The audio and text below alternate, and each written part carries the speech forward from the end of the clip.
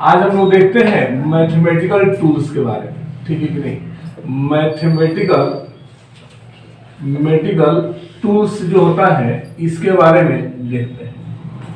आगे बात से देखिएगा, इसको हम ऐसे भी समझ सकते हैं कि बेसिक मैथमेटिक्स फॉर फिजिक्स, ठीक है कि नहीं, बेसिक मैथमेटिक्स फॉर फिजिक्स। अब बात यहाँ पे यह है कि ये मैथमेटिकल टूल्स या बेसिक मैथमेटिक्स ऑफ फिजिक्स का फिजिक्स में क्या आवश्यकता पड़ गया, ठीक है।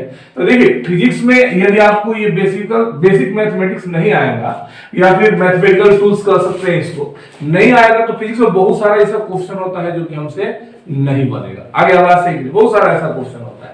एक तो कारण ये होता है, दूसरा कारण ये होता है कि दो तरह का स्टूडेंट लोग आता है। एक तो पीसीएम का आता है जिसको मैथ पढ़ना होता है, फिजिक्स केमिस्ट्री मैथ पढ़ना होता है, और एक पीसीबी का आता है जिसको फिजिक्स केमिस्ट्री बायोलॉजी पढ़ना होता है। तो जो बायो वाले स्टूडेंट होते हैं उनका मैथमेटिक्स ऐसे ही क्या हो जाता है, कमजोर हो जाता है। लेकिन फिजिक्स तो उनको पढ़ना है, तो उनको दिक्कत होता है बनाने में। आगे बात से इसलिए मतलब कि सिलेबस शुरू करने से पहले हम लोग जो है मैथमेटिकल टूल्स को थोड़ा सा एक बार पढ़ाते हैं, देखते हैं इसमें, ठीक है। ये एक थोड़ा बड़ा मतलब ये नहीं है कि मैं इसके अंदर जो मैथ पढ़ा लूंगा वो पूरा कंप्लीट मैथ पढ़ाऊंगा, ऐसा कोई नहीं है और होगा भी नहीं, पॉसिबल भी नहीं। हम उतना ही चीज बताएंगे आपको जो कि काम का हो, जिससे हमारा क्वेश्चन क्या हो जा रहा हो, बन जा रहा है, उतना ही चीज हम आपको, इससे ज्यादा कुछ बताने वाले नहीं है।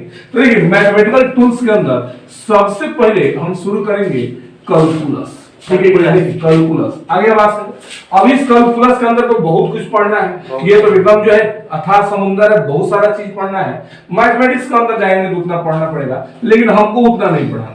हम कैलकुलस के अंदर दो ही चीज बताएंगे आपको, ठीक है। एक आपको हम बताएंगे डिफरेंशिएशन।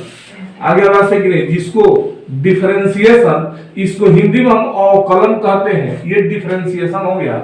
और दूसरा इधर में आ जाएगा जिसको हम कहते हैं इंटीग्रेशन, ठीक है कि नहीं, इसको हम समाकलन कहते हैं। तो एक मेरे पास अवकलन हो गया और दूसरा क्या हो गया, समाकलन हो गया। देखिए अब इसको शुरू करने के पहले थोड़ा सा एट अ ग्लांस थोड़ा इसके बारे में थोड़ा इंट्रोडक्शन जान लेते हैं। देखिए तो बेसिक इंफॉर्मेशन क्या होता है डिफरेंशिएशन के बारे में, तो इसको बेसिक तरह से समझा जाए तो इसको हम कहते हैं किसी चीज को छोटे छोटे भागों में तोड़ देना। आगे बात सही नहीं, मतलब कि किसी छोटे छोटे भागों में किसी चीज को तोड़ने का जो प्रोसेस होता है, दिस इज कॉल्ड डिफरेंशिएशन। इसी को हम कहते हैं डिफरेंशिएशन। आगे आवाज है, कोई भी चीज जो है, मतलब मान लीजिए कि ये रॉड है मेरे पास और इसके छोटे छोटे भागों में हमने क्या कर दिया, तोड़ दिया, तो ये क्या कहलाएगा, डिफरेंशिएशन कहलाएगा। अब देखिए, और इन टूटे हुए छोटे छोटे भागों को यदि हमने जोड़ दिया तो ये क्या कहलाएगा, इंटीग्रेशन कहलाएगा। यानी एक तरह से देखा जाए तो डिफरेंशिएशन का मतलब क्या हो गया, तोड़ना, और इंटीग्रेशन का मतलब क्या हो गया, जोड़ना। जैसे देखिए ये मेरे पास क्या है, पेन है, तो इसको हमने ऐसे कर दिया, टूट गया कि नहीं टूट गया, ठीक है, तो ये क्या कहा है, डिफरेंशिएशन कहा है, और इसको हमने जोड़ दिया तो क्या कहा है, इंटीग्रेशन। तो ये तो समझ में आ गया बेसिक इंफॉर्मेशन कि डिफरेंशिएशन का मतलब कौन सी होता है, तोड़ना, और इंटीग्रेशन का मतलब कौन सी होता है, जोड़ना, ठीक है। तो हम लोग कभी कभी कहते हैं क्या कि integration is the reverse process of differentiation, मतलब इसका ये उल्टा प्रक्रम है, बिल्कुल उल्टा प्रक्रम है, क्योंकि तोड़ने के साथ साथ जोड़ना ये उल्टा हो गया कि नहीं हो गया, ये एक दूसरे का उल्टा हो गया। इसलिए हम कहते हैं कि इंटीग्रेशन जो होता है ये डिफरेंशिएशन का रिवर्स प्रोसेस होता है।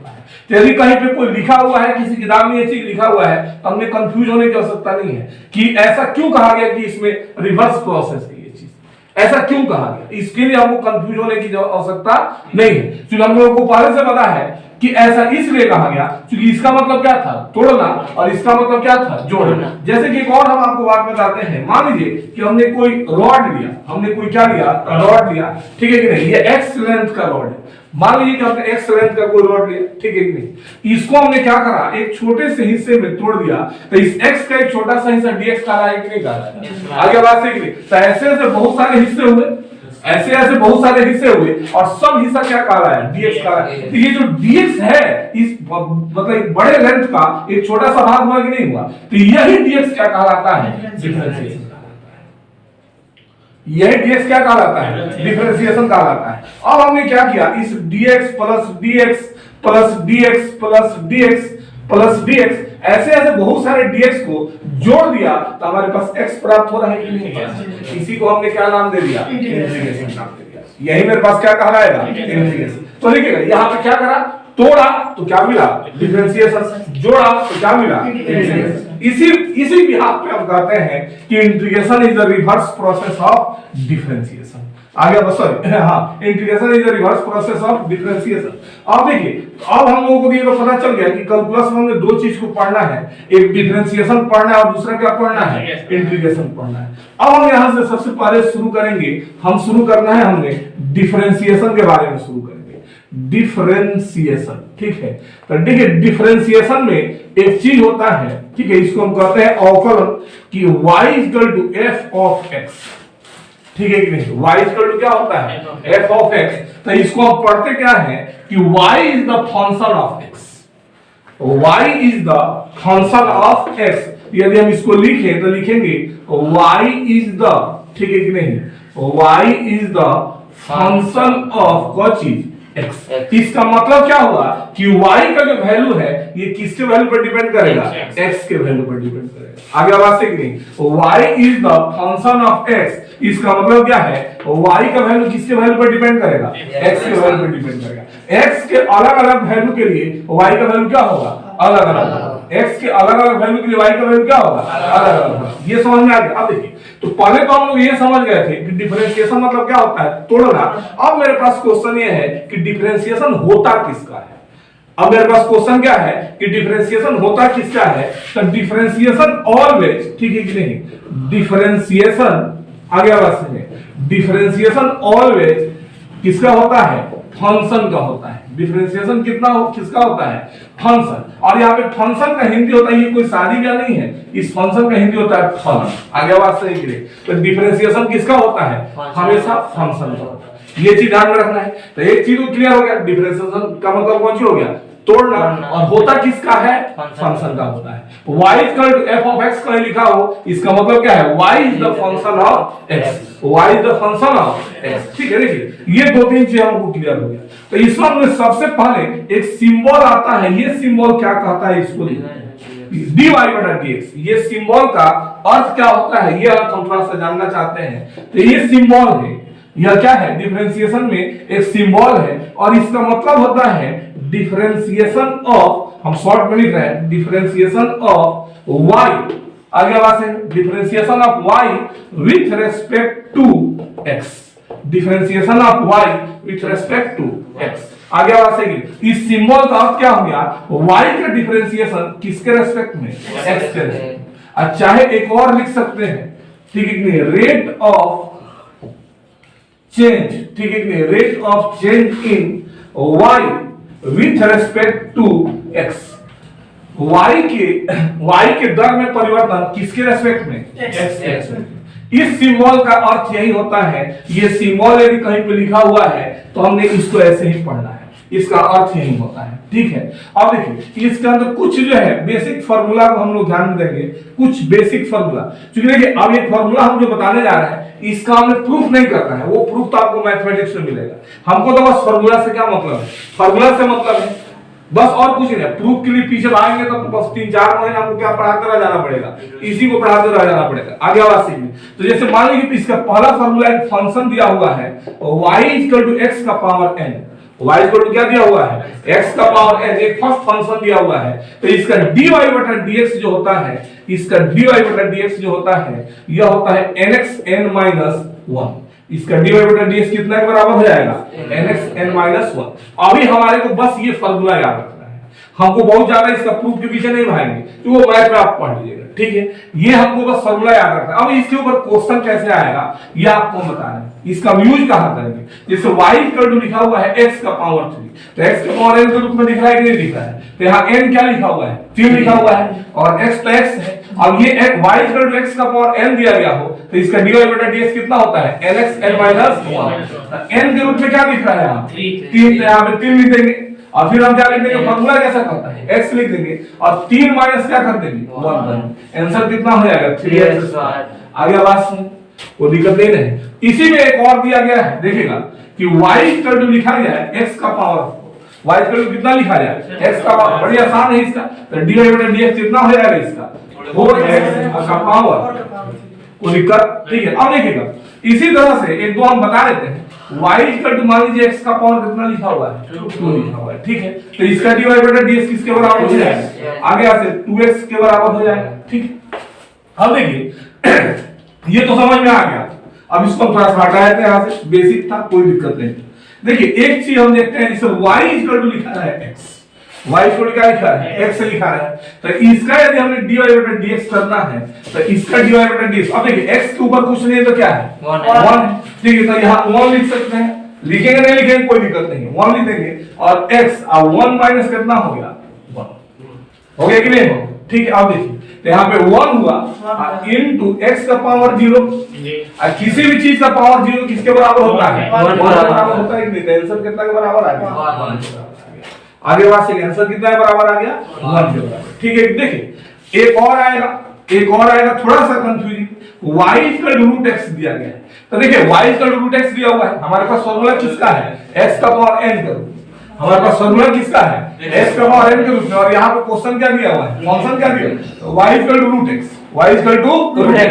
तो हमने क्या करना है, सबसे पहले इसको x का पावर n के रूप में क्या कर देना है, चेंज कर देना है, चेंज हो गया x का पावर n के रूप में। अब हमने इसका क्या करना है, डिफरेंशिएशन यानी कि dy बटा dx निकाल देना है।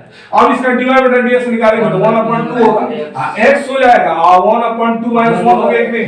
अब देखिए तो 1/2x अब माइनस 1 बाई कितना होगा 2 हुआ, यदि हम इसको लिखेंगे तो 1/2 x का पावर नीचे आएगा कि नहीं रूट में, वो दिक्कत नहीं है। तो यानी कि एक स्टैंडर्ड रिजल्ट मेरे पास क्या हो गया, एक स्टैंडर्ड रिजल्ट यदि y यदि दिया गया रहेगा रूट x, तो इसका dy बटा dx जो हो जाएगा 1/2 रूट x के क्या होगा बराबर होगा। एक स्टैंडर्ड रिजल्ट हो गया मेरे पास, एक स्टैंडर्ड रिजल्ट हो गया कि नहीं हो गया, कि यदि y इक्वल टू दिया गया रहेगा रूट x, तो इसका dy बटा dx किसके बराबर हो जाएगा 1/2 रूट x के क्या हो जाएगा बराबर हो जाएगा। समझ में आ गया, एक स्टैंडर्ड रिजल्ट है। अब देखिए अगला जो आपको बता देते हैं, यदि y इक्वल टू दिया गया रहेगा 1/x, y इक्वल टू क्या दिया गया है 1/x दिया गया रहेगा, फिर से हमने क्या करना है, मेरे पास फार्मूला किसका है x के पावर n का फार्मूला है, ये तो फंक्शन क्या दिया हुआ है 1/x के रूप में दिया हुआ है। तो हमने पहले इसको क्या करना है x का पावर n के रूप में क्या करना है तोड़ देना है, ला देना है, आगे बात से नहीं ला दिया हम x का पावर n के रूप में।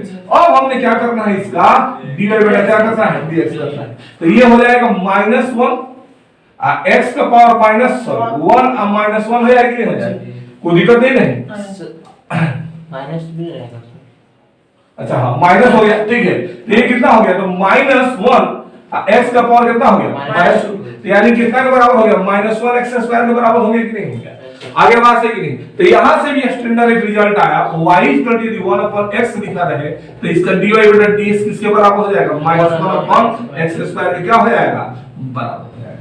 आगे समझ में कि नहीं समझ में, समझ में आ रहा है ना, ये भी एक स्टैंडर्ड रिजल्ट हो गया। फिर से हम देखते हैं, इसको मिटाते हैं, देखिएगा इसके ऊपर अलग अलग क्वेश्चन और उसका स्टैंडर्ड रिजल्ट हम निकालते जाएंगे। देखिए यदि y इक्वल टू लिखा रहे 1/x², y इक्वल टू क्या लिखा रहे 1/x², ठीक है। तो इसके लिए हमने क्या करना है, फिर से हमारे पास फॉर्मूला किसके बराबर का है x का पावर n के बराबर का है, हमने इसको क्या करना है x के बराबर 1 के रूप में क्या करना है ला देना है, आगे बात से कि नहीं। फिर हमने इसका क्या करना है dy बटा dx करना है, समझ आ गया कि नहीं आ गया, dy बटा dx करना है। अब देखिएगा तो अब यदि हम करेंगे तो -2x अब -2 -1 के बराबर हो गया कि नहीं हो गया, यानी कि कितना हो गया तो -2/x² x³ के बराबर हुआ कि नहीं हुआ, समझ में आएगी नहीं। फिर से एक और क्वेश्चन कर लीजिए, इसके ऊपर थोड़ा और क्लियर हो जाए। तो 1/x का क्यू हो गया, कोई दिक्कत नहीं है। तो सबसे पहले हमने क्या करना है ऐसे कर देना है, ठीक है कि नहीं, क्या आगे बढ़ सकते लिखे इसमें माइनस का चिन्ह रहेगा ना, नहीं प्लस हो जाएगा नीचे आएगा, ठीक है माइनस प्लस हो जाएगा। अब वो dy बटा dx हो गया, ठीक है। अब देखिएगा तो यहाँ पे -3 हुआ, कोई दिक्कत, x का पावर कितना है -x अब -3 या -1 हुआ नहीं है, आगे बात है, यानी कि इसका आंसर कितना हो जाएगा x का पावर -1 नहीं होगा, माइनस और ऊपर है, नीचे आएगा तो क्या हो जाएगा प्लस हो जाएगा। फिर से एक और देखते हैं, कंफ्यूजन ऐसा है y इक्वल टू 1/x का पावर कितना दिया गया है 4 दिया गया है, y इक्वल टू 1/x का पावर कितना दिया गया है 4 दिया गया है। तो फिर हमने क्या करना है x का पावर -4 आगे बात है कि नहीं। अब हम क्या करेंगे, इसका dy बटा क्या करना है dx करना है, वो दिक्कत। अब हमको क्या करना है dy बटा dx करना है, तो फिर -4x अब -4 -1 के रूप में हो गया, तो किसके बराबर हो गया -4 x के रूप का पावर कितना हो गया। देखिएगा इन तीनों चारों क्वेश्चन को देख करके एक स्टैंडर्ड फॉर्मूला बन रहा है मेरे पास, और वो स्टैंडर्ड फॉर्म क्या है, तो जो फॉर्म बन रहा है इसको हम यहाँ पे लिख देंगे, y इक्वल टू यानी 1/x का पावर n के रूप में दिया गया हो, y इक्वल टू 1/x का पावर किसके रूप में दिया गया हो, n के रूप में दिया गया हो, तो इसका dy बटा dx जो हो जाता है यह माइनस n x का पावर n प्लस 1 हो जाता है। बस यही ध्यान देना है, x does not equal to किसके बराबर होना चाहिए, 0 के बराबर होना चाहिए। x से आगे किसके बराबर नहीं होना चाहिए, 0 के बराबर नहीं होना चाहिए। आगे बात समझ में कि नहीं, तो एक स्टैंडर्ड फॉर्म निकल गया, तो 3 स्टैंडर्ड फॉर्म मेरे पास आ गए। एक तो फार्मूला था यहां से, ये भी इसका स्टैंडर्ड फॉर्म हुआ, ये भी इसका स्टैंडर्ड फॉर्म हुआ और ये भी इसका स्टैंडर्ड फॉर्म हुआ। समझ में आएगी?